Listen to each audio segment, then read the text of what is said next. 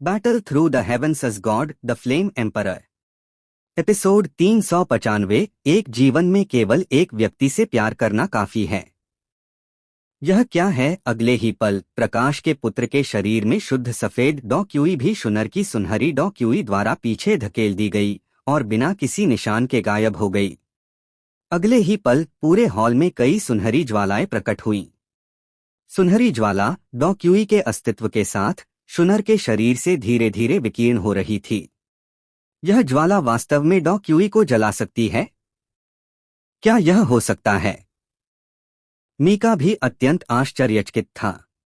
लाओमी, यह क्या है? प्रकाश का पुत्र भी असहाय ढंग से बोला, क्योंकि अभी उसने भी इस सुनहरी ज्वाला से एक हल्की हत्या की आभा महसूस की थी। यदि मीका का हमला न होता तो शायद इस प्रकाश के पुत्र को भी कुछ निशान पड़ जाते। यदि मैंने सही अनुमान लगाया तो यह इस प्राचीन कबीले में एक गुप्त अस्तित्व से संबंधित होना चाहिए, इसलिए इस महिला की पहचान, मुझे डर है, प्राचीन कबीले में भी एक बहुत उच्च अस्तित्व है। मीका ने भी कहा। उनका कुलपति और एक प्रकार का निरंकुश बुजुर्ग यहाँ नहीं है। यह सबसे अच्छा मौका है। शुनर नाम की उस महिला को मुझे हर हाल में हासिल करना है। अगले ही पल एक शुद्ध सफेद प्रकाश मीका के पास आया और फिर धीरे धीरे मीका के साथ संवाद किया। कमबख्त लड़का, मुझे वास्तव में नहीं पता कि इस तरह का दिल प्रकाश के पुत्र की पहचान कैसे प्राप्त कर सकता है।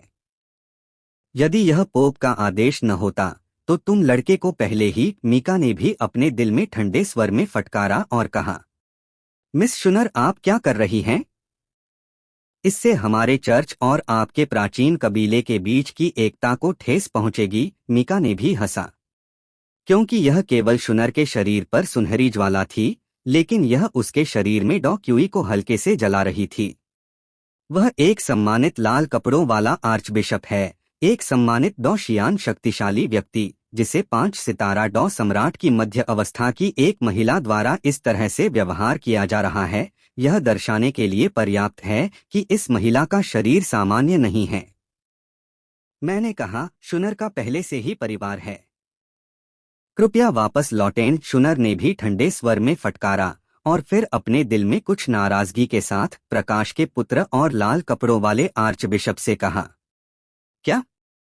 तुम्हारी हिम्मत कैसे हुई मुझे भगाने की? क्या तुम जानती हो मैं कौन हूं? मैं चर्च का प्रकाश का पुत्र हूं, और एक वाक्य में, यह एक ऐसा अस्तित्व है जो आपके प्राचीन कबीले को नष्ट कर सकता है। अगले ही पल प्रकाश का पुत्र भी अचानक क्रोधित हो गया और फिर एक अत्यंत भयानक आभा भी निकली। बस अगले ही पल मीका ने भी अचानक प्रकाश के पुत्र को पकड़ लिया और उसे उस शक्ति को वापस लेने के लिए कहा। हम्मा आसपास के 7 बुजुर्गों ने यह देखा। प्रकाश का पुत्र वास्तव में बहुत दुस्साहसी था और तुरंत ठंडे स्वर में फटकारा, और डॉशियान शक्तिशाली लोगों का भयानक दबाव सीधे प्रकाश के पुत्र की ओर गया। खांसी खांसी। प्रकाश का पुत्र भी जैसे यह पाया कि वह बहुत आगे बढ़ गया था। जब 7 डॉशियानों का भयानक दबाव उतरा तो वह धड़ाम से गिर पड़ा। तुम्हें यह समझना होगा, यह मेरा प्राचीन कबीला है, तुम्हारा चर्च नहीं। अतुलनीय स्वर्गीय सम्राट ने भी ठंडे स्वर में फटकारा। मिस शुनर, मुझे नहीं पता कि आपका पति कौन है, लेकिन मुझे विश्वास है कि मैं उससे ज्यादा मजबूत हूँ। कृपया मुझ पर विश्वास करें। प्रकाश के पुत्र ने भी देखा कि उसने कई बार गलतियां की थीं और तुरंत सज्जन की मुद्रा में लौट आया और फिर शुनर से कहा, मेरी नजरों में वह सबसे शक्तिशाली व्यक्ति है। और तुम प्रकाश का पुत्र होने की बात मत करो, यहाँ तक कि पोप भी उसकी तुलना नहीं कर सकता। शुनर ने भी अपनी सुंदर आंखों से प्रकाश के पुत्र को घूरा। उसकी पतली पलकें हल्के से मुड़ी और फिर उसके होंठ हल्के से हिले। वह कौन है? वह मुझसे बेहतर क्यों है? प्रकाश का पुत्र और शुनर ने एक दूसरे को देखा और यह भी पाया कि इस व्यक्ति की उपस्थिति हर चीज को फीका करने के लिए काफी थी, और तुरंत इस महिला को हासिल करने का विचार और पक्का हो गया। वह हर जगह तुमसे बेहतर है, और अब तुम मुझे उससे मिलने के लिए समय बर्बाद कर रहे हो, लेकिन मैं तुम्हें मार डालूंगी, शुनर ने भी हल्के से कहा, और फिर भयानक हत्या की आभा तुरंत उसके पूरे शरीर में फैल गई। बुरा हुआ, इस महिला में वास्तव में इतनी भयानक हत्या की आभा है। अगले ही पल मीका भी अचानक प्रकाश के पुत्र के पास आया और प्रकाश के पुत्र की रक्षा की। तुम बेहतर होगा कि वापस जाकर अपने ग्रीन हाउस में फूल बनो, शुनर ने बोलने के बाद प्रकाश के पुत्र की बिल्कुल परवाह नहीं की, बल्कि धीरे धीरे हॉल के शीर्ष पर चली गई, जहां प्राचीन कबीले के 7 डॉशियान थे। तुम्हें पछतावा होगा। अगले ही पल प्रकाश का पुत्र ने अचानक शुनर से एक शब्द कहा और फिर सीधे दरवाजा तोड़कर निकल गया। लाओ मी, चलो। तुम्हारा प्राचीन कबीला निश्चित रूप से पछताएगा। बोलने के बाद वह अचानक हॉल से चला गया।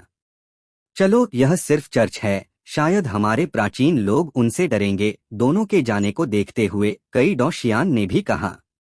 शिक्षक शुनर ने भी पाया कि दोनों वहां थे और फिर धीरे धीरे अतुलनीय स्वर्गीय सम्राट के पास आई और नरम स्वर में बोली, चिंता मत करो, मैं इस मामले को सुलझा लूंगा। अतुलनीय स्वर्गीय सम्राट ने भी कहा।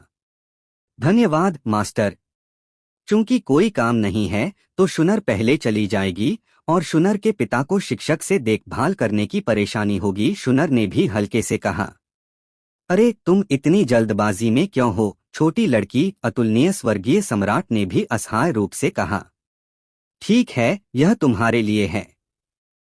यदि तुम्हें ऐसी शक्ति का सामना करना पड़ता है जिसे न तुम और न ही गु किंग रोक सकते हो, तो तुम इसे खोलना। अगले ही पल अतुलनीय स्वर्गीय सम्राट के हाथों में एक चांदी का थैला प्रकट हुआ। हम्मक शुनर भी बिल्कुल विनम्र नहीं थी। उसने अपनी जेड़ की हथेली बढ़ाई और अपने सामने के शिक्षक से थैला लिया और फिर धीरे धीरे हॉल की ओर बाहर निकली। शिक्षक अलविदा, शुनर ने भी शांति से कहा।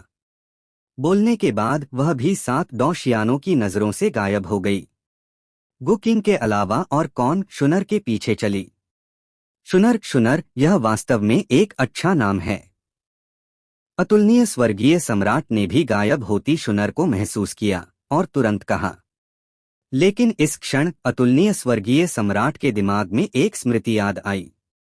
स्वर्गीय सम्राट, रो मत। अगले ही पल जब कोई जिंदी फेन तियान्यान वाला प्रकट होगा, तब हम मिलने वाले हैं। ये वे अंतिम शब्द थे जो एक आश्चर्यजनक महिला ने अतुलनीय स्वर्गीय सम्राट से जाने से पहले कहे थे। इतने साल हो गए और तुमसे कोई खबर नहीं है। अब जब जिंदी फेन तियान्यान प्रकट हो रहा है, मुझे नहीं पता कि तुम जिंदी फेन तियान्यान की पिछली मालकिन ठीक हो या नहीं। चिंता मत करो, वह तुमसे बहुत मिलती जुलती है। मैं निश्चित रूप से उन गलत चीजों की भरपाई करूंगा जो मैंने अतीत में की थीं। अतुलनीय स्वर्गीय सम्राट ने भी अपने दिल में धीरे धीरे कहा। पास में मौजूद 6 लोग, उन्हें नहीं पता था कि यह अतुलनीय स्वर्गीय सम्राट इस समय क्या कर रहा था, लेकिन जो बात उन्हें और भी आश्चर्यचकित करती थी वह यह थी कि शुनर नाम का यह व्यक्ति स्पष्ट रूप से उनके प्राचीन परिवार का रक्त है। कहा जाता है कि प्राचीन लोगों का हमेशा से एक अलिखित नियम रहा है। जैसे ही गोल्डन सम्राट फेन तियान्यान प्रकट हुआ, पवित्र कन्या आ रही है। अगले ही पल अतुलनीय स्वर्गीय सम्राट ने भी अपनी आंखें हल्के से बंद कीं और फिर धीरे धीरे कहा, मेरा आदेश पास करो। आज से शुनर मेरे प्राचीन कबीले की पवित्र कन्या बनेगी और उसकी स्थिति केवल कुलपति के बाद है। इसके अलावा कबीले में कुलीनों को भेजो ताकि कुलपति और उनके लोगों को ढूंढा जाए। अतुलनीय स्वर्गीय सम्राट ने भी धीरे धीरे कहा। इतने सालों तक लड़ने के बाद अब अच्छी तरह से एकजुट होने का समय है। आसपास के कई डॉशियान ने भी सहमति दी। बोलने के बाद 7 भी धीरे धीरे यहाँ से चले गए। डॉयुन महाद्वीप में कहीं एक बहुत अंधेरी जगह में बहुत सारे लोग भी धीरे धीरे सो रहे हैं। यदि शुनर यहाँ होती तो वह आश्चर्यचकित होकर पाती कि ये लोग प्राचीन कबीले के हैं। यहाँ तक कि प्राचीन कबीले का कुलपति भी यहाँ है, लेकिन किसी कारण से वह सो गया है। उनका ध्यान रखो, यदि कोई भाग जाता है तो तुम्हें अच्छा नहीं लगेगा। अगले ही पल अंधेरी जगह में एक आवाज आई और फिर काली ज्वालाओं वाला एक व्यक्ति प्रकट हुआ। इस व्यक्ति के शरीर में भूतों की मौजूदगी है और उसके शरीर पर भयानक ज्वालाएं भी अत्यंत उदास हैं। यहाँ इतने सारे प्राचीन शक्तिशाली लोगों को कैद किया गया है। मुझे डर है कि यह भी एक विशाल षड्यंत्र है। Battle through the heavens as god the flame emperor. Episode 396 स्वर्गदूतों की रानी किंग युआ। एक ऐसी जगह में जो बादलों से घिरी हुई थी, शानदार महल जो सफेद बादलों के ऊपर तैर रहे थे, यहाँ प्रकट हुए। अधिकांश महल शुद्ध सफेद थे और महल के नीचे सफेद बादलों जैसी रहस्यमयी गैस भी पूरी तरह से मिश्रित थी। इस समय बारीक पत्थरों से बनी एक सड़क पर दो आकृतियां भी धीरे धीरे चल रही थीं। वह एक ऐसी महिला थी जिसके पास दो जोड़ी शुद्ध सफेद पंख थे। महिला के शरीर से एक पवित्र आभा निकल रही थी और फिर उसकी कमर पर एक शुद्ध सफेद पंखों वाला तलवार लटक रहा था। यह रूप स्पष्ट रूप से उसके पास की बैंगनी कपड़ों वाली महिला की रक्षा के लिए था। महिला के पास एक बैंगनी कपड़ों वाली महिला भी प्रकट हुई। महिला के आसपास एक काफी नरम आभा थी जो लोगों को काफी आत्मीय महसूस कराती थी, लेकिन इस समय महिला के पीछे 3 जोड़ी बैंगनी पंख भी हल्के से कांप रहे थे। महामहिम निचले क्षेत्र से खबर है कि डौदी महाद्वीप पर एक प्रकाश का पुत्र पैदा हुआ है। एक सुडौल महिला ने भी अपने पास की महिला से कहा। अजीब बात है, ऐसा लगता है कि यहाँ रहने वाले सभी लोगों में एक बात समान है। वह यह है कि उनके पास सभी के पास पंख हैं और यहाँ केवल महिलाएं हैं और कभी कोई पुरुष नहीं देखा गया। जो महिला बोल रही थी उसके पास भी 2 जोड़ी शुद्ध सफेद पंख हल्के से फड़फड़ा रहे थे, जैसे कि वह इन पंखों की आदी हो चुकी थी। जिस महिला को महामहिम कहा गया उसके पास 3 जोड़ी बैंगनी पंख थे। मैं समझ गई, महिला ने भी धीरे धीरे और शांति से कहा, जैसे कि उसके दिल में कोई उतार चढ़ाव नहीं था। शियाओ यान, तुम कैसे हो? 3 जोड़ी बैंगनी पंखों वाली महिला स्पष्ट रूप से किंग युआ थी।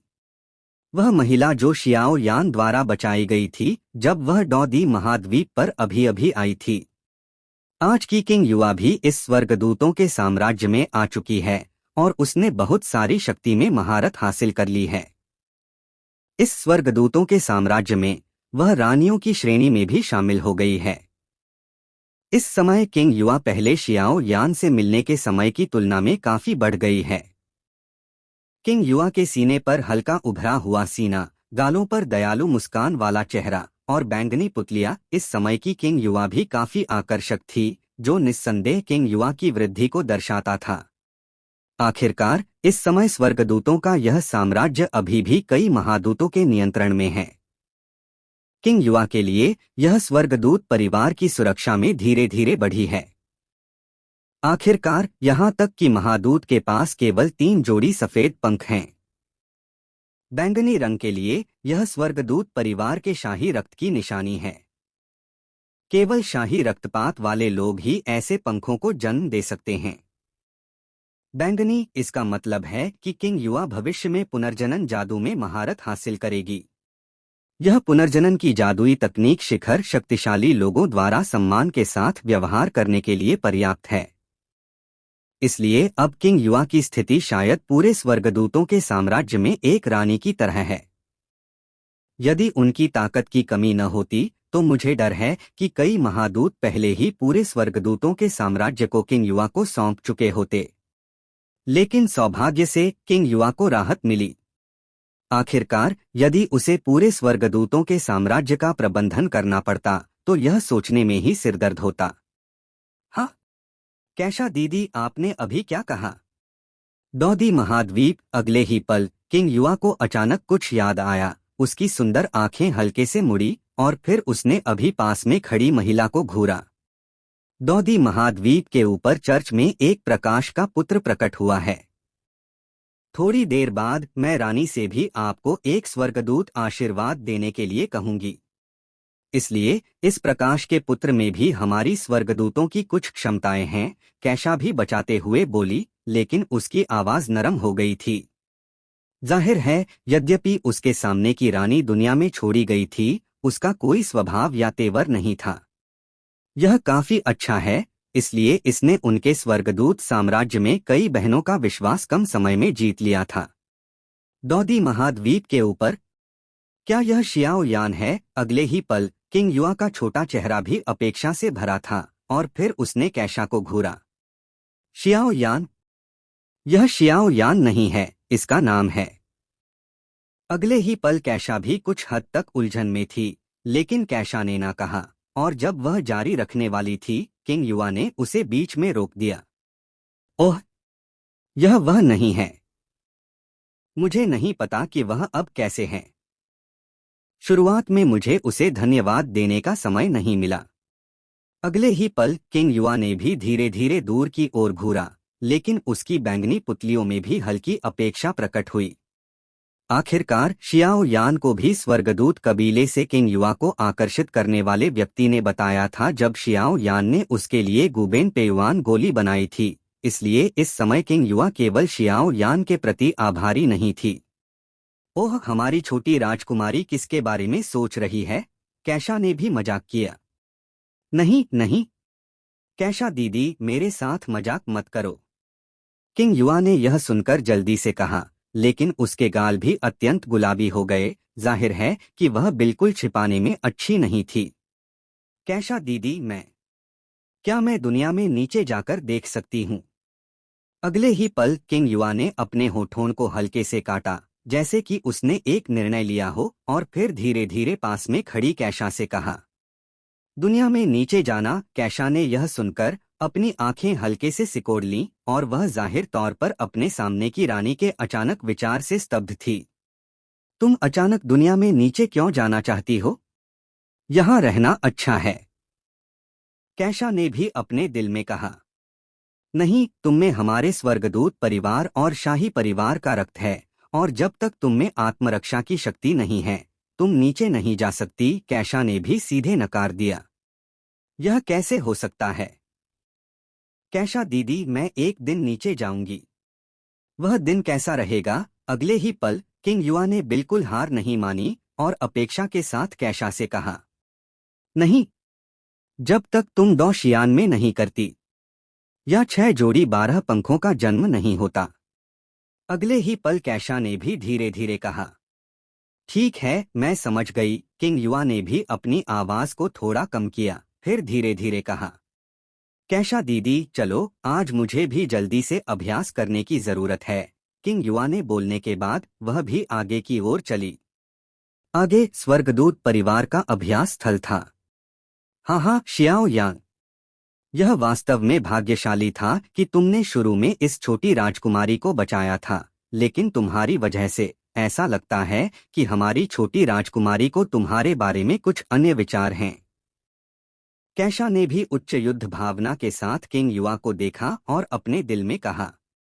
जाहिर है किंग युआ की अभी की हरकतें कैशा की नजरों से नहीं बच सकी थीं, इसलिए कैशा ने किंग युआ की उपस्थिति को देखा। कुछ चीजों का अनुमान भी लगाया जा सकता था, लेकिन शियाओ यान, शियाओ परिवार के लोग। लेकिन ठीक है, जब तक छोटी राजकुमारी बड़ी हो जाती है, ये चीजें उसके ऊपर होंगी।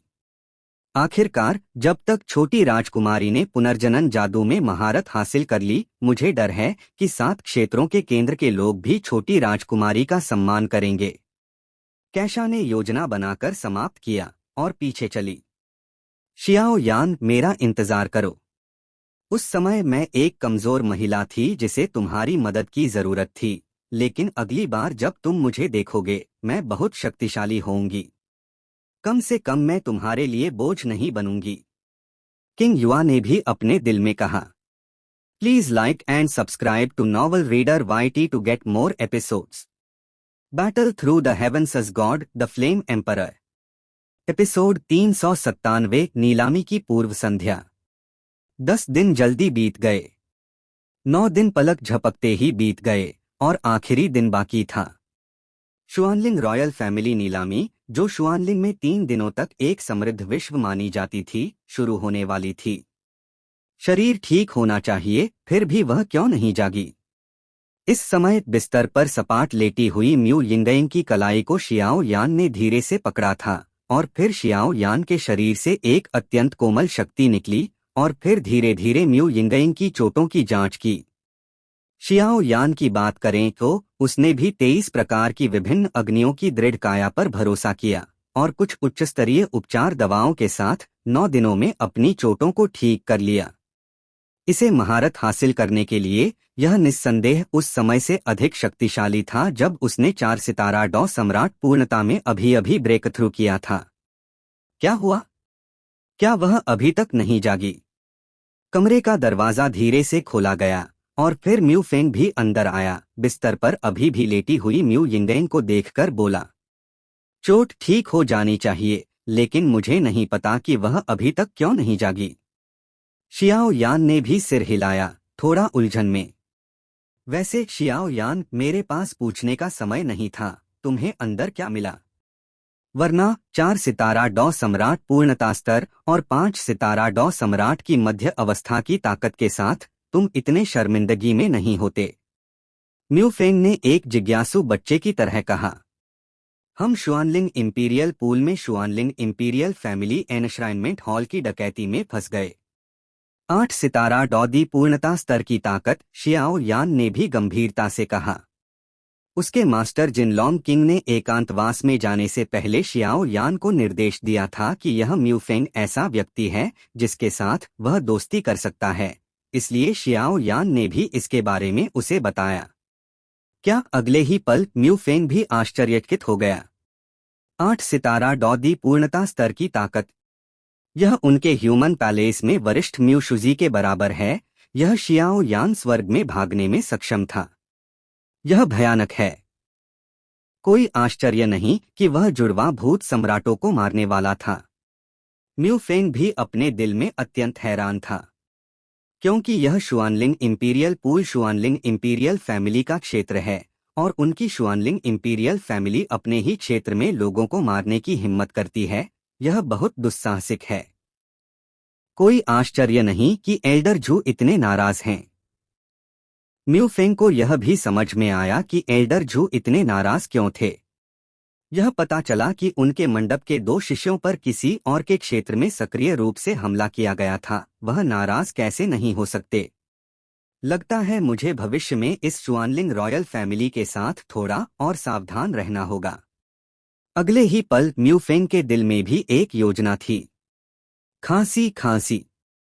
जैसे ही म्यू फेंग ने बोलना समाप्त किया, पास के बिस्तर पर म्यू यिंगेंग ने भी अपनी जेड़ की हथेली को कुछ बार झटका और फिर उसका शरीर अचानक कांप गया और चांदी की घंटियों से भरी एक आवाज भी म्यू यिंगेंग के मुंह से निकली, शियाओ यान। एक चीख के साथ म्यू यिंगेंग भी सीधे बैठ गई। उठ। अगले ही पल शियाओ यान और म्यू फेंग ने भी देखा कि म्यू यिंगेंग अचानक जाग गई, लेकिन यह व्यवहार थोड़ा अजीब था। बस जाग जाओ, शियाओ यान ने भी म्यू यिंगेंग की ओर मुस्कुराया और कहा। शियाओ यान, तुम ठीक हो? अगले ही पल म्यू यिंगेंग ने भी अपने होठों को हल्के से काटा और पूछा। मैं ठीक हूँ, लेकिन बाद में एल्डर जू आए, इसलिए। शियाओ यान ने भी कहा। आखिरकार शियाओ यान अपनी अवसरवादिता नहीं बता सकता था, लेकिन शुरू में ऐसा करने के लिए मुझे दोष मत दो। आखिरकार शुआनलिंग रॉयल फैमिली की पूजा की शक्ति बहुत शक्तिशाली थी, इसलिए मैं। शियाओ यान ने भी देखा कि म्यू यिंगेंग की सुंदर आंखों में कुछ गुस्सा था और तुरंत कहा, तुम कमीने, तुम मुझे अकेले शुआनलिंग रॉयल फैमिली की पूजा से निपटने के लिए कैसे छोड़ सकते थे? यदि तुम्हें कुछ हो जाता। मैं हम एक संप्रदाय के हैं, इसलिए तुम्हें कुछ नहीं होना चाहिए। म्यू यिंगेंग की भाषा संगठन भी अजीब थी। उस समय स्थिति जरूरी थी और इसके अलावा तुम उस शक्ति का बार बार उपयोग करती रही और इससे तुम पर बहुत ज्यादा बोझ भी पड़ गया। शियाओ यान ने भी म्यू यिंगेंग को डांटा। म्यू यिंगेंग ने भी ठंडे स्वर में फटकारा और फिर शियाओ यान की परवाह नहीं की। हाँ, मैंने सोचा था कि जब मैं शियाओ यान को देखूंगी तो मैं निश्चित रूप से उसे मार डालूंगी। आखिरकार उसने वास्तव में मुझे अकेले भागने दिया और वह पीछे रहने का जिम्मेदार था। वह बहुत निर्णायक है। वह 8 सितारा डॉदी का पूर्ण शक्तिशाली व्यक्ति है। अब देखकर कि वह सुरक्षित और स्वस्थ है, वह इतना शांत है। लेकिन यह ठीक है, म्यू यिंगेंग ने भी अपने दिल में हल्के से कहा। खांसी खांसी। अगले ही पल म्यू यिंगेंग भी होश में आई और फिर उसने कुछ बार खांसने का नाटक किया। क्योंकि म्यू यिंगेंग ने पाया कि यह शियाओ यान वास्तव में उसका हाथ पकड़े हुए था। उसके भाई के अलावा इस दुनिया में किसी ने भी उसका हाथ नहीं पकड़ा था। आह आह, शियाओ यान वास्तव में। लेकिन मत कहो उसका हाथ चौड़ा और गर्म है, इतना आरामदायक। म्यू यिंगेंग मदद नहीं कर सकी, लेकिन मन ही मन भटक गई। खांसी खांसी। अगले ही पल शियाओ यान ने भी धीरे धीरे अपना हाथ खींच लिया और फिर अपनी शर्मिंदगी को दूर करने के लिए कुछ बार खांसा। हाँ हाँ, क्या आप सभी छोटे लोग जाग गए हैं? अगले ही पल एक नरम आवाज इस कमरे में धीरे धीरे गूंजी और फिर दरवाजे पर एल्डर जू भी धीरे धीरे अंदर आए। जू बूढ़े को देखकर तीनों ने भी विनम्रता से अभिवादन किया। कल शुआनलिंग रॉयल फैमिली की नीलामी होगी। 3 प्रवेश टिकट अभी अभी मुझे मिले हैं। जू बूढ़े ने बोलने के बाद उनके हाथ में 3 कागज के टुकड़े प्रकट हुए।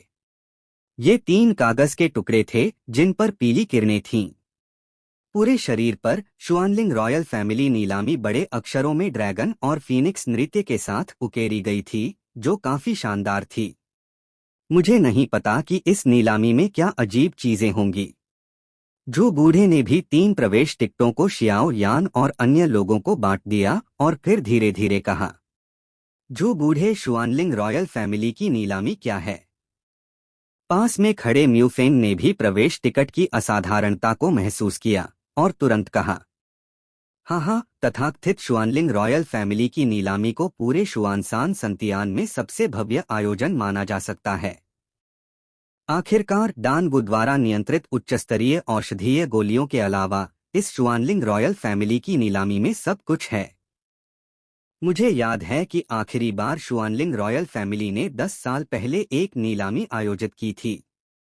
उस समय न केवल अमर रैंक की उच्चस्तरीय युद्ध तकनीकें थीं, बल्कि अनगिनत कीमती औषधीय सामग्रियां या कुछ अजीब चीजें भी थीं। जो बूढ़े ने भी धीरे धीरे समझाया।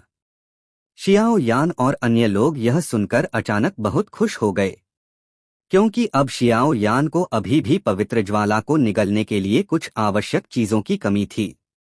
मुझे नहीं पता कि इस नीलामी में वह चीज होगी जो मैं चाहता हूँ। शियाओ यान भी काफी उत्साहित था। चलो, आज का शुआनलिंग शहर निस्संदेह और भी जीवंत है। चाहे वह कई अन्य सुपर संप्रदाय हो या कुछ कम अज्ञात ताकतें, सभी आएंगे। इसके अलावा आज कीमियाग्रो के लिए एक अच्छा दिन है, क्योंकि यह शुआनलिंग रॉयल फैमिली नीलामी है। व्यस्त बाजार में स्वर्ग और पृथ्वी के कई खजाने होंगे। मैं तुम्हें दिखाऊंगा। जो बूढ़े ने बोलने के बाद धीरे धीरे लकड़ी के घर से बाहर निकले। खजाने की खोज का समय आ गया है। अगले ही पल शियाओ यान भी हंसा, सोच रहा था कि क्या वह इस बार वह चीज ढूंढ सकता है जो उसे चाहिए। Battle through the heavens as god, the flame emperor. Episode 398, संकट चारों ओर। 4 लोगों का समूह भी धीरे धीरे आवास छोड़कर शुआनलिंग शहर के व्यस्त बाजार की ओर बढ़ा। शुआनलिंग शहर एक हलचल भरा शहर है। यहाँ शुआन सांतियान के कई लोग एकत्रित हैं। उनके हाथों में कई अजीब चीजें हैं। ये चीजें आम लोगों की नजर में शायद कबाड़ की तरह लगें, लेकिन जिन्हें इसकी जरूरत है उनके लिए यह बहुत कीमती है। इसलिए ऐसा व्यस्त बाजार शुआनलिंग शहर में भी बहुत लोकप्रिय है, क्योंकि व्यस्त बाजार नीलामी की तरह नहीं है जिसमें जटिल नियम होते हैं। यहाँ केवल सफल लेन देन होते हैं। बेशक चुपके से चोरी करना भी अत्यंत मूर्खतापूर्ण है। आखिरकार हर कोई इस सत्य को जानता है कि धन का प्रदर्शन नहीं करना चाहिए। यदि ताकत नहीं है तो मुझे डर है कि कीमती चीजें निकालना आसान नहीं होगा। शुआनलिंग शहर के व्यस्त बाजार में सब कुछ खरीदारों और विक्रेताओं पर निर्भर करता है। जब तक दोनों सहमति पर पहुंच जाते हैं, लेन देन पूरा हो जाता है। शर्त यह है कि आपको एक संतोषजनक पारिश्रमिक देना होगा।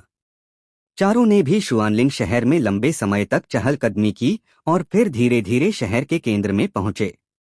शहर के केंद्र में प्रवेश करने से पहले शियाओ यान ने एक अत्यंत तीव्र दानशियांग औषधीय सुगंध को बाहर निकलते हुए देखा। लगता है यह जगह वास्तव में एक अच्छी जगह है, शियाओ यान ने भी धीरे धीरे कहा। अगले ही पल बिना किसी हिचकिचाहट के वह अंदर चला गया। म्यू यिंगइन और म्यू फेंग भी पीछे पीछे आए, लेकिन एल्डर जू भी गायब हो गए। अगले ही पल एक सुंदर बांस की इमारत में जू बूढ़े की आकृति भी प्रकट हुई। वरिष्ठ एल्डर जू धीरे धीरे बैठे और फिर उनके पास के लोग सम्मानपूर्वक बोले, क्या शुआनलिंग रॉयल फैमिली ने हाल ही में कोई बड़ा कदम उठाया है? एल्डर जू ने भी पूछा। यहाँ उनकी बर्निंग इंसेंस पवेलियन का एक गुप्त सूचना बिंदु है, जो शुआनलिंग रॉयल फैमिली की नजरों के नीचे है। वरिष्ठ को रिपोर्ट करते हुए, शुआनलिंग रॉयल फैमिली ने अभी तक कुछ नहीं किया है और इस नीलामी की तीव्रता से तैयारी कर रही है। हालांकि अधीनस्थों की जांच के अनुसार यह पाया गया कि शुआनलिंग रॉयल फैमिली की ड्रैगन प्रेमी सेना एकत्रित हो रही है। बाहरी दुनिया से यह कह रही है कि वे सैन्य अभ्यास में भाग ले रहे हैं, लेकिन वास्तव में वे मेडुसा परिवार के खिलाफ एक अभियान शुरू करने की तैयारी कर रहे हैं। एक पतली आकृति ने भी धीरे धीरे कहा, लगता है वे अब और बर्दाश्त नहीं कर सकते। मेरा आदेश पास करो, ह्यूमन हॉल से शियाओ यी और ग्रीन फ्लूट को ले लो। जब नीलामी समाप्त होगी, मैं स्वयं पांचों को मेडुसा परिवार के पास ले जाऊंगा। अभ्यास में मैं शुआनलिंग रॉयल फैमिली को रोकने की कोशिश करूंगा, क्योंकि मुझे हमेशा लगता है कि उनके पास कोई षड्यंत्र है। एल्डर जू ने भी धीरे धीरे समझाया। हाँ, वरिष्ठ बोलने के बाद आकृति भी जाने की तैयारी में थी। रुको और यह फिर से जांच करो कि शुआनलिंग सम्राट के तालाब में किस शिष्य को मेरे रास्ते में रोकने के लिए भेजा गया था, एल्डर जू ने भी कहा। आदेशानुसार आकृति ने बोलने के बाद वह भी चली गई, केवल एल्डर जू को छोड़कर। शुआनलिंग रॉयल फैमिली, तुम लोग क्या कर रहे हो? जू बूढ़े ने भी कहा, शुआनलिंग शहर की गहराई में शुआनलिंग रॉयल फैमिली को घूरते हुए। ढेर सारी औषधीय जड़ी बूटियां, 9 hearts ganoderma lucidum, Tianshan snow lotus, सभी परिचित नाम शियाओ यान के मुंह से निकले। शियाओ और अन्य लोगों के सामने अत्यंत समृद्ध औषधीय जड़ी बूटियों के ढेर थे। यहाँ लांग्या में सामान से भरा हुआ है, स्वर्ग और पृथ्वी के खजानों से लेकर चमत्कारी गोलियों तक। क्या यह शुआनलिंग शहर का व्यापार केंद्र है? शियाओ यान ने भी इस जगह को बहुत रुचि के साथ देखा। उसके सामने दो बहुत आकर्षक अक्षर थे, फार्मेसी मार्केट। यहाँ हर किसी के पास अपना बूथ है और फिर वे अपनी अपनी जगहों पर अनथीम चिल्ला रहे हैं। तीनों ने भी सामने के औषधि बाजार को थोड़ा देखा और फिर सड़क से सीधे औषधि बाजार में प्रवेश किया। जैसे ही शियाओ यान के तीनों गायब हुए, एक थोड़ा भारी भरकम आकृति ने अपना सिर बाहर निकाला और फिर बुदबुदाया, मैंने अभी शियाओ यान को देखा। अब वह कहाँ गया? नजदीक से देखने पर यह व्यक्ति डू चुन था, वह जो प्राचीन डेसोलेट पैलेस में शामिल हुआ था। एक ऐसा व्यक्ति जो डॉ क्यूई की खेती नहीं कर सकता, लेकिन उसकी अपनी ताकत अत्यंत भयानक है। हालांकि इस समय डू चुन के आसपास एक अदृश्य लहर थी। मुझे डर है कि यहाँ तक कि 5 सितारा डॉ सम्राट भी इसे कम नहीं आंकेगा। तुम छोटे, इतनी तेजी से क्यों भाग रहे हो? अगले ही पल डू चुन के पास एक डांटने वाली आवाज प्रकट हुई। एक मध्यम आयु वर्ग का पुरुष भी बोला, लेकिन इस समय मध्यम आयु वर्ग का पुरुष अत्यंत भारी भरकम था और उसकी मांसपेशियां काफी सुगठित थीं। शिक्षक, आपको नहीं पता कि हमारे समूह ने जिस अंक छीनने की प्रतियोगिता में भाग लिया था, उसमें शियाओ यान ने थोड़ा अवसरवादिता दिखाई, लेकिन उसने वास्तव में जुड़वा भूत सम्राटों को मार डाला।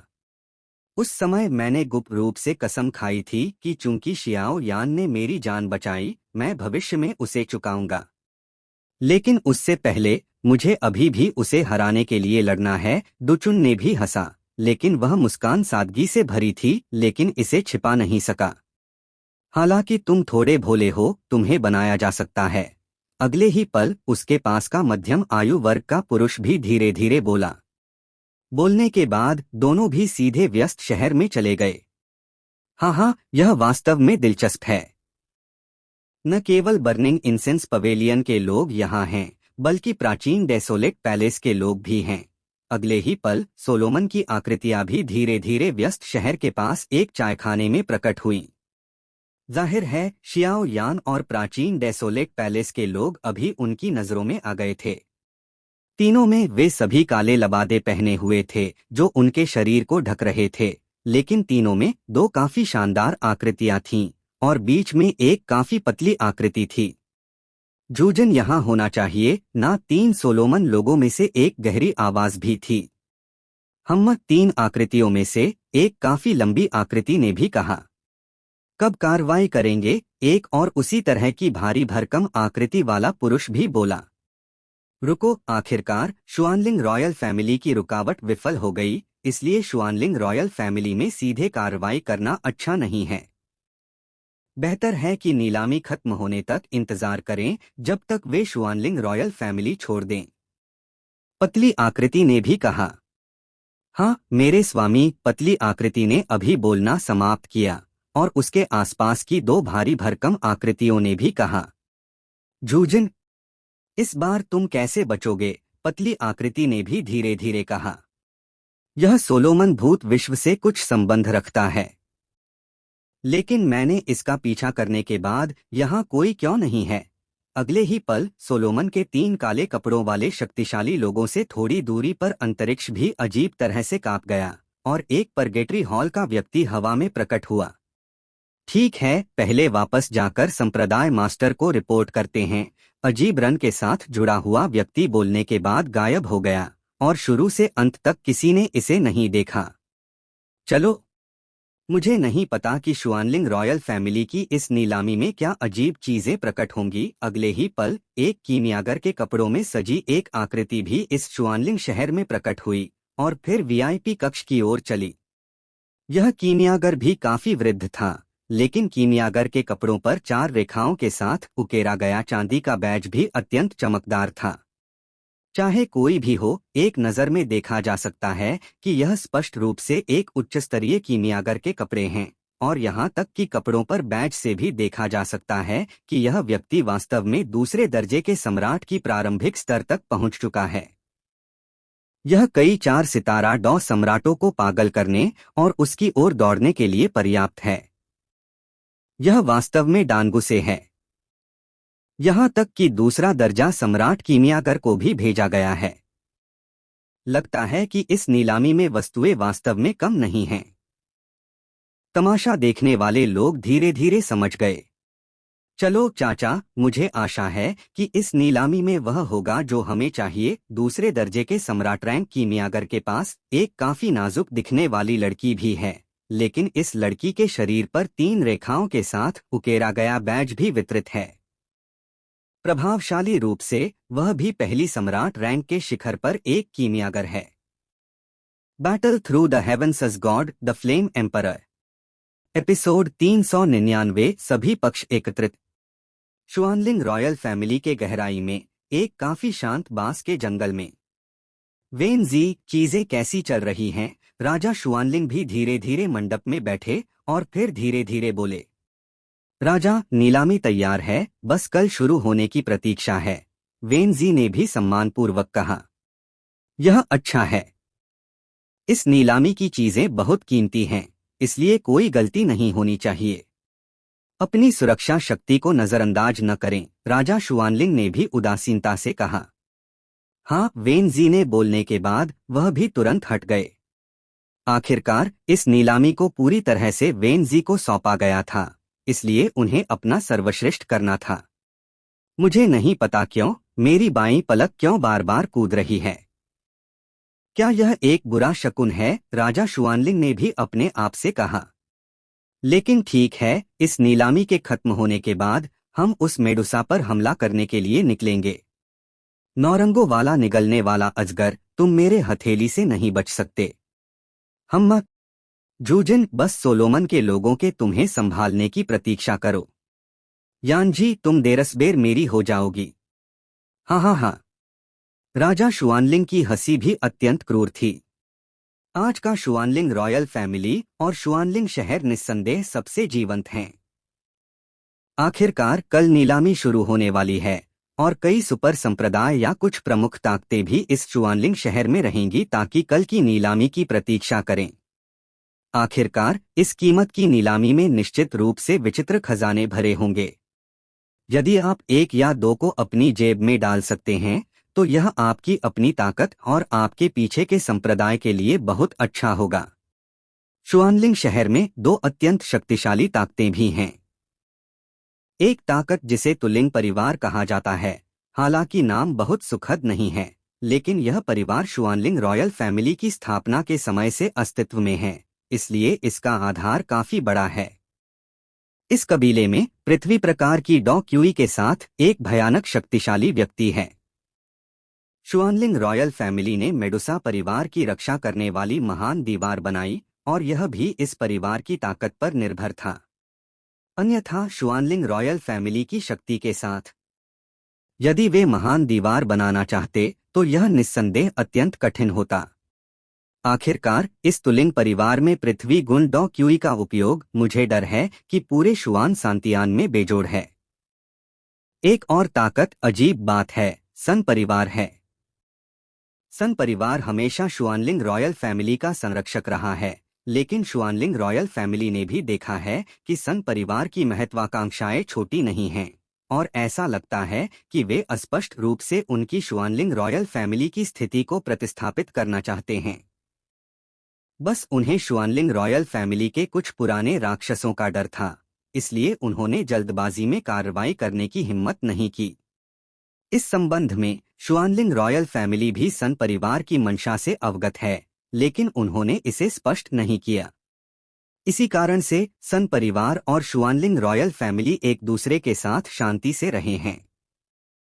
हालांकि शुआनलिंग रॉयल फैमिली को भी आत्मविश्वास है।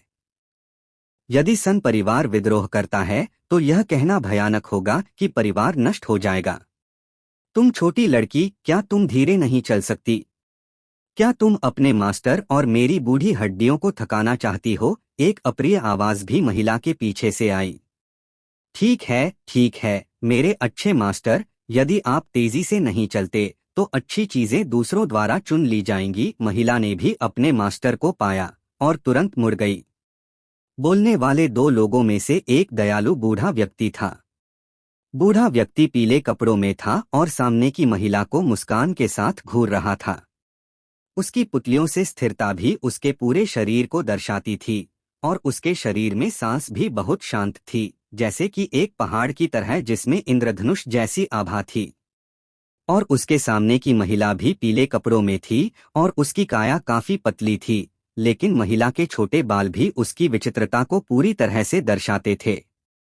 महिला की कमर पर एक काफी नाजुक जेड पेंडेंट शांति से लटक रहा था। जेड पेंडेंट पर एक वृत्त था और वृत्त के बीच में एक पृथ्वी अक्षर धीरे धीरे प्रकट हुआ। यह वास्तव में तुलिंग परिवार से है। पास से गुजरने वाले राहगीरों ने भी इन दो लोगों को देखा और वे तुरंत सम्मानपूर्वक अभिवादन करने लगे। आखिरकार तुलिंग परिवार की स्थिति शुआनलिंग शहर में, जो दर्जनों मील के दायरे में है, यहाँ तक कि शुआनलिंग रॉयल फैमिली में तुलिंग परिवार की स्थिति शुआनलिंग रॉयल फैमिली और सन परिवार की तुलना में लोगों के दिलों में अधिक गहरी जड़ें जमाए हुए हैं। इस तुलिंग परिवार ने महान दीवार बनाई। 10,000 मील की महान दीवार ने मेडुसा परिवार के अनगिनत आक्रमणों को रोका और उनके लोगों की रक्षा की, इसलिए ये लोग भी उनके तुलिंग परिवार के लोगों के प्रति बहुत आभारी हैं। मास्टर, पहले हम औषधि बाजार चलें। मैंने सुना है कि शुआनलिंग रॉयल फैमिली की एक छोटी नीलामी है। वहाँ कई अजीब चीजें हैं। महिला ने बोलने के बाद वह भी सीधे औषधि बाजार की ओर चली गई। हाय तुम, बूढ़े व्यक्ति ने बोलने के बाद वह भी महिला के पीछे चला। आखिरकार यह छोटी लड़की उनके तुलिंग परिवार में है और उसकी स्थिति काफी उच्च है, इसलिए एक मास्टर के रूप में उसे उसकी अच्छी तरह से रक्षा करनी होगी। शुआनलिंग रॉयल फैमिली वास्तव में अपनी प्रतिष्ठा के अनुरूप है। एक सराय के बाहर दो पुरुष जिनके पीठ पर तलवारें थीं भी प्रकट हुए। जब दो पुरुष प्रकट हुए उन्होंने कोई आभा नहीं निकाली, लेकिन वे इस समय काफी युवा थे, लेकिन उनके शरीर पर चौंकाने वाला तलवार का इरादा छिपाया नहीं जा सकता था। इस बार मास्टर और अन्य लोग नहीं आए। मैंने भी मास्टर के नाम पर तुम्हें बाहर देखने के लिए ले लिया। शायद यह तुम्हें वर्तमान क्षेत्र में ब्रेकथ्रू करने में मदद करेगा। आखिरकार, हालांकि यह छोटा जूनियर भाई थोड़ा देर से शुरू हुआ, लेकिन तलवार के इरादे की उसकी समझ ने उन्हें वरिष्ठ भाइयों के रूप में शर्मिंदा कर दिया। धन्यवाद तीसरे वरिष्ठ भाई, लेकिन मुझे इनमें कोई रुचि नहीं है, एक आकृति ने भी कहा, और फिर सीधे अपने निवास की ओर चला गया। हाँ, वास्तव में तलवारों का दीवाना। तीसरा वरिष्ठ भाई भी अपने जूनियर भाई के अजीब रवैये को जानता था और उसके पास कोई विचार नहीं था, और फिर अपने निवास की ओर चला गया। उनका वांजियान में 9 सुपर संप्रदायों का प्रमुख है, इसलिए इस तरह की समृद्धि के लिए यह स्वाभाविक रूप से अपरिहार्य है। लगता है कि अब शुआनलिंग शहर में बहुत सारी ताकतें उमड़ रही हैं। इतनी सारी ताकतों के आने से ऐसा लगता है कि यह नीलामी भी अत्यंत प्रत्याशित है। बोलने के बाद वह सराय में गायब हो गया। इस समय तक शुआनलिंग शहर में बहुत सारी शक्तिशाली ताकतें उमड़ चुकी हैं, और निश्चित रूप से कुछ लोग जो चुपके से प्रवेश कर चुके हैं, उन्हें भी नकारा नहीं जा सकता। शुआनलिंग इंपीरियल पैलेस के अंदर एक काफी उत्तम स्थान पर यह वह जगह है जहां इस नीलामी की वस्तुएं संग्रहित हैं। गार्ड्स की व्यवस्था कैसी है? वेन जी भी इस कमरे के दरवाजे पर प्रकट हुआ और फिर दरवाजे की रखवाली कर रहे सैनिकों से कहा। प्रभु को रिपोर्ट करते हुए संरक्षक तुरंत शुआनलिंग इंपीरियल हाउस के अंदर और शुआनलिंग शहर की बाहरी परिधि में फैल गया है।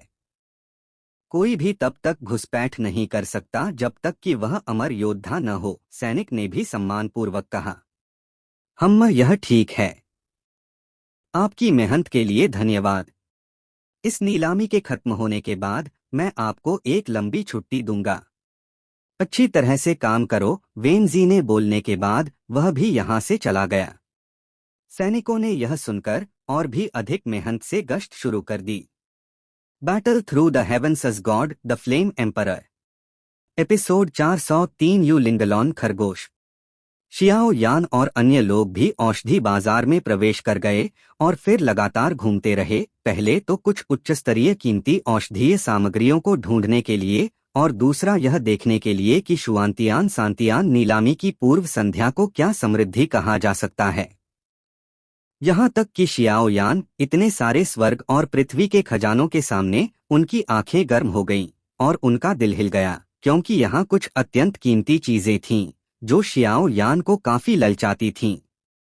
शियाओ यान की कीमियागर के रूप में विशेष स्थिति को देखते हुए उनके पास कुछ कीमती खजानों के लिए एक ईमानदार प्रेम भी है। आखिरकार बिना चावल के एक चतुर महिला के लिए खाना बनाना मुश्किल है। यदि एक कीमियागर के पास औषधीय सामग्री नहीं है तो भले ही उसका कौशल कितना भी उच्च हो, वह जादुई दवाएं नहीं बना सकता। हालांकि पवित्र ज्वाला के विशिष्ट अस्तित्व का कोई निशान नहीं मिला है, लेकिन पवित्र ज्वाला को निगलने के लिए हमें अभी भी जल्दी तैयारी करनी होगी। पवित्र ज्वालाओं को निगलने के लिए 3 चीजों की जरूरत है। 7 ज्वाला फूल, शुशेंगदान, रक्त आत्मा, बर्फ तरल। अब केवल 2 प्रकार की औषधीय जड़ी बूटियां हैं और रक्त आत्मा बर्फ तरल पर्याप्त है, लेकिन 7 ज्वाला फूल बहुत कीमती हैं। यदि मुझे वे नहीं मिलते तो मेरे पास मौजूद 3 ज्वाला फूल पर्याप्त होने चाहिए। केवल एक ही बाकी है, शुशेंगदान। यह दूसरी रैंक सम्राट रैंक शुआनदान का स्तर है। शियाओ यान ने भी अपने दिल में तेजी से सोचा। शियाओ यान जानता था कि यह कीमियागर पहली से 10वीं रैंक तक शुरू होता है और 10वीं रैंक सम्राट रैंक गोली है, लेकिन सम्राट रैंक तक पहुंचने के बाद इसे पहली, दूसरी और तीसरी रैंक सम्राट में विभाजित किया जाता है और प्रत्येक रैंक को स्वर्ग और पृथ्वी के तीसरे स्तर में विभाजित किया जाता है। अब शियाओ यान की ताकत और आत्मा शक्ति हमेशा सम्राट के नश्वर स्तर के शिखर पर रही है। चाहे वह आत्मा शक्ति हो या दवा शोधन तकनीक, वे आधा कदम भी नहीं सुधार सकते ताकि शियाओ यान की कीमियागर की रैंक भी सम्राट की पहली रैंक तियानदान के शिखर पर अटक गई है। जहां तक सम्राट की दूसरी रैंक कीमियागर में ब्रेकथ्रू की बात है, वह भी पहुंच से बाहर है। हालांकि शियाओ यान ने यह भी महसूस किया कि जैसे ही उनकी आत्मा शक्ति में ब्रेकथ्रू होगा, एक कीमियागर के लिए सम्राट की दूसरी रैंक में ब्रेकथ्रू करना स्वाभाविक होगा और फिर वह शुशेंगदान को शोधन करने में सक्षम होगा। शुशेंगदान को शोधन करने की सामग्री सोना और चांदी, बर्फ, ओस, बर्फ, हृदय घास। सम्राट की छठी रैंक की बर्फ गुण जादुई जानवरों का रक्तसार। सम्राट रैंक की छठी रैंक के बर्फ गुण जादुई जानवरों का रक्तसार और जादूकोर। शियाओ यान ने भी अपने दिमाग में इस शुशेंगदान की सामग्रियों की जल्दी से जांच की और तुरंत आश्चर्यचकित हो गया, क्योंकि यह सम्राट रैंक छठी रैंक जादुई जानवर एक ऐसा शक्तिशाली व्यक्ति है जो मानव 6 सितारा डॉसम्राट स्तर के बराबर है। वर्तमान शियाओ यान केवल 4 सितारा डॉसम्राट है और वह अभी भी 5 सितारा डॉसम्राट से एक कदम दूर है। इसके अलावा यह जानवर मनुष्यों की तुलना में अधिक चालाक और क्रूर है और इसकी ताकत सामान्य 6 सितारा डॉसम्राट मनुष्यों की तुलना में अधिक मजबूत है। ओह ठीक है, एक कदम एक समय में चलते हैं। शियाओ यान के दिल में एक योजना थी और वह धीरे धीरे औषधि बाजार में घूमने लगा। बात करें तो इस औषधि बाजार का क्षेत्र भी बहुत बड़ा है। 2 सीधी सड़कें अलग हो जाती हैं, बीच में एक रास्ता छोड़कर, और सड़क के दूसरी तरफ हजारों मीटर की दूरी है। ऐसी भयानक व्यापारिक जगह, मुझे डर है कि पूरे शुआन सांतियान में केवल इस शुआनलिंग रॉयल फैमिली में ही देखी जा सकती है। सड़क के दोनों तरफ कुछ रुक रुक कर चिल्लाहट थी, जिसके साथ अत्यंत तीव्र दानशियांग और औषधीय शक्ति की बौछारें थीं, जिसने इस सड़क को काफी जीवंत बना दिया। शियाओ यान, तुम अभी भी रुके हुए क्यों हो? चलो। म्यू यिंगयिंग ने भी पास में थोड़ा स्तब्ध शियाओ यान को पाया, क्योंकि असली खजाने सभी गहराई में हैं। जहां तक शियाओ यान की बात है, वह भी चीजों के बारे में सोच रहा था, इसलिए उसने म्यू यिंगयिंग को ऐसा रहने दिया।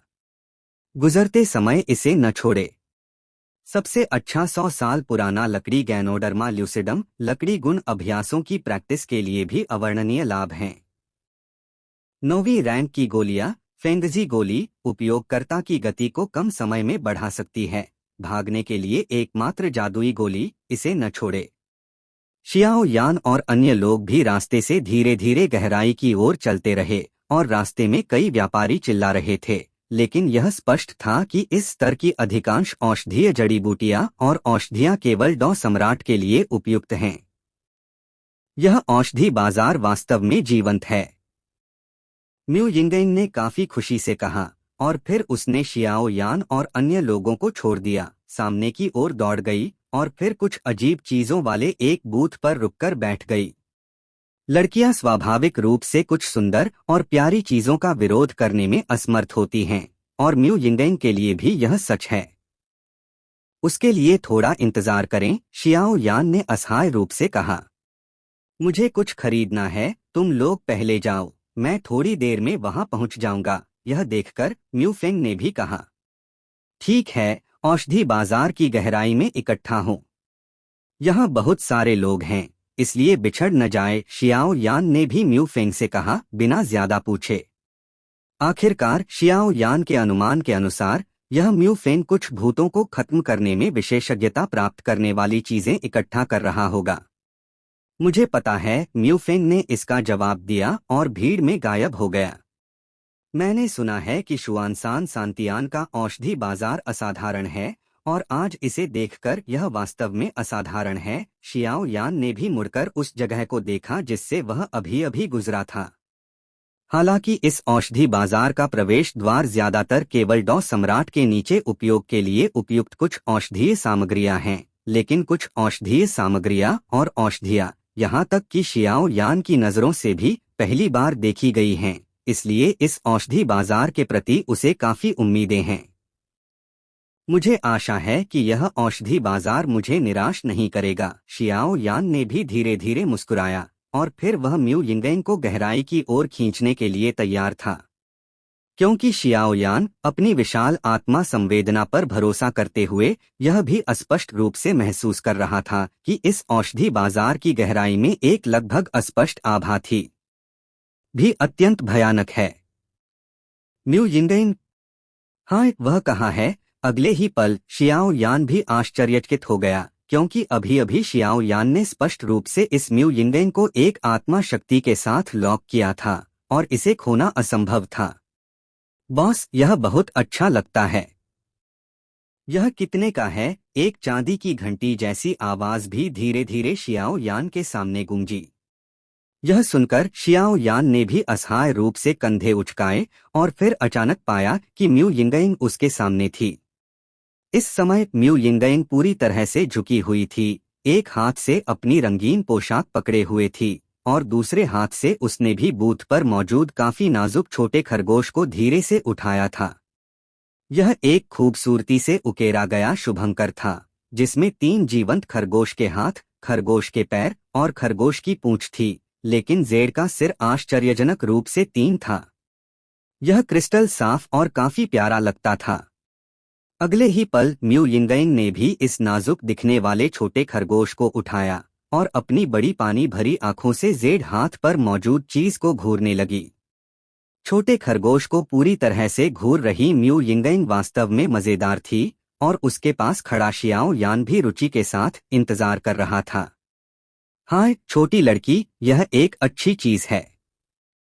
इस चीज को 3 यू लिंगलॉन खरगोश कहा जाता है और यह तीसरी रैंक सम्राट स्तर के बर्फ गुण जादुई जानवर से बनाया गया है। इसे शरीर पर पहनने से पूरे शरीर में एक अत्यंत ठंडी अनुभूति फैलती है और यह कुछ अग्नि गुण के दुश्मनों का सामना करने में भी काफी प्रतिरोध प्रभाव देता है।